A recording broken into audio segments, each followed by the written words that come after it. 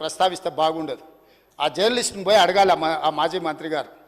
ఆ జర్నలిస్టు ఒక టీవీ ఛానల్కు సీఈఓ.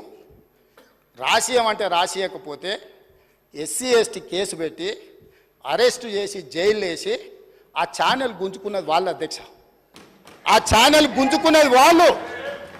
ఏ జర్నలిస్టును ఈరోజు కేసు పెట్టిరని చెప్తుండ్రో ఆ జర్నలిస్టు ఒక ఛానల్ సీఈఓ ఉంటే ఆ ఛానల్ వాళ్ళకు వ్యతిరేకంగా ఉందని ఆ జర్నలిస్టు మీద SC ST case Banjara Hills police స్టేషన్లో పెట్టి జైలుకు పంపించి నెల రోజులు జైల్లో పెడితే నా అడ్వకేట్ను పెట్టి నేను బెయిల్ ఇప్పించిన అధ్యక్ష.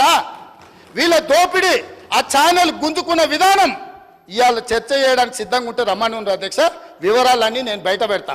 మీరా ముసల్కన్నీరు గార్చేది ఏ జర్నలిస్టునైతే మీ మాట ఇంటలేదని ఆమె సొంతంగా కష్టపడి పెట్టుకున్న ఛానల్ గుంజుకోనికే ఎస్సీ ఎస్టీ కేసు పెట్టి ఆడపిల్లని జైలుకు తోలిన పాపం ఊరికే పోదు. అందుకే ఇవాళ మీ ఇంట్లో జైల్లోకి పోతున్నారు అధ్యక్ష.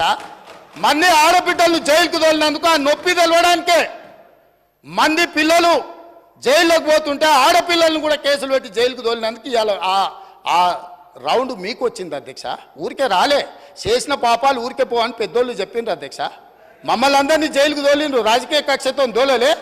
ఫామ్ హౌజులు కట్టుకున్నది మీరు, ఫామ్ హౌజులు కట్టుకున్నది మీరు, నియమాలు ఉల్లంఘించింది మీరు.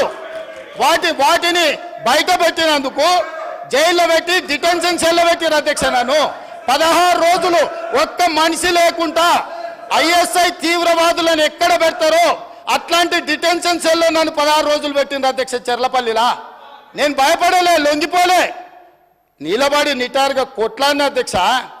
మీరు జైలుకు తోలితే భయపడటోళ్ళు ఎవ్వరు లేడు. అబద్ధాలు చెప్పి ప్రజల్ని మభ్యపెడితే ప్రజలేమో అమాయకులు కాదు. మీరు చేసిన అన్యాయాన్ని కళ్ళతో చూసిండ్రు కాబట్టే మనకు ఎన్నికల్లో గుండు సున్నా ఇచ్చారు అధ్యక్ష.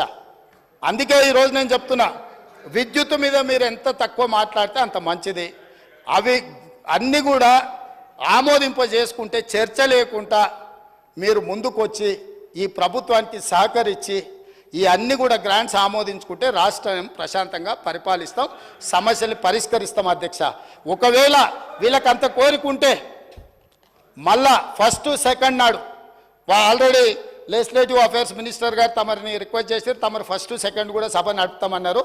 ప్రత్యేకంగా 10 సంవత్సరాల వాళ్ళ పరిపాలన మీద, వాళ్ళ గొప్పతనాల మీద రాత్రింబగళ్ళు సభ వాయిదా వేయకుండానే 1 గంట కూడా విరామం ఇవ్వకుండా చర్చకు మేము సిద్ధంగా ఉన్నాము. ఇవాళ సభ్యులకు నా సూచన ఒక్కటే, గ్రాంట్స్ మీద మీ సూచనలు ఏమని ఉంటే ఇవ్వండి, మాకు అభ్యంతరం లేదు. అంతే తప్ప ఇట్లాంటి ఊకదంపుడు ఉపన్యాసాలు మీరు మాట్లాడిన కొద్దిగా మీరు అబద్ధాలు చెప్పడం మానకపోతే నేను నిజాలు చెప్పడం కూడా మానాను అధ్యక్ష. మీరు ఎంత అబద్ధాలు చెప్తే నేను అంత నిజాలు చెప్తా. కాబట్టి తమరు వారికి ఆదేశాలు ఇచ్చి డైరెక్ట్గా సబ్జెక్ట్కి కన్ఫైన్ అయ్యి మాట్లాడిపించి ఇవన్నిటిని కూడా ఆమోదింపజేయాల్సిందిగా తమరికి విజ్ఞప్తి చేస్తున్నా అధ్యక్ష. కె వెంకటరామరెడ్డి గారు, కె వెంకటరామరెడ్డి గారు,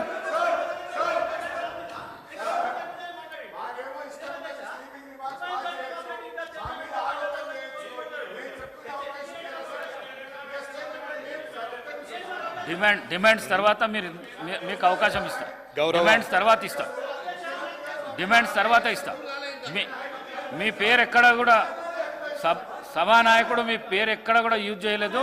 డిమాండ్స్ తర్వాత నేను ఇస్తాను.